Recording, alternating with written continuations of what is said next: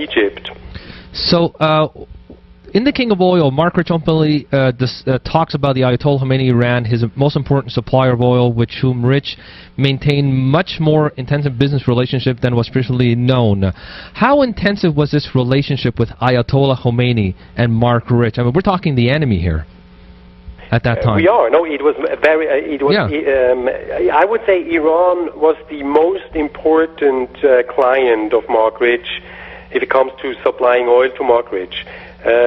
He bought the bulk of the oil he was selling. He bought from Iran, and the interesting thing is that it started with when Iran was still Persia and the Shah was in power. But when the Shah was toppled by Khomeini and the Islamists, they turned to Mark Rich to continue the business, which is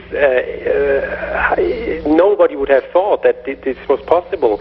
But even more surprising is that Mark Rich was selling the Iranian oil to Israel at the time when Khomeini said Israel has no right to exist, and at the time when Iran was threatening Israel to destroy Israel and didn't even talk of Israel but only of this kind of entity, Jewish entity in the Middle East.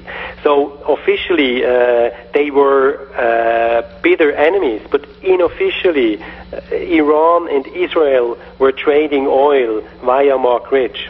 And I think this was the most important, the most startling information or revelation I found doing the book.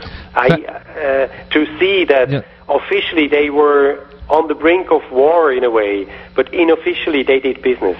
Okay, and great. Mark Rich became a very wealthy man, important supplier of oil to Israel. I would say without Mark Rich, Israel would have had existential problems. They would have had economically a difficult time. Daniel, stay on board over here. Maybe a few minutes, 5 or 7.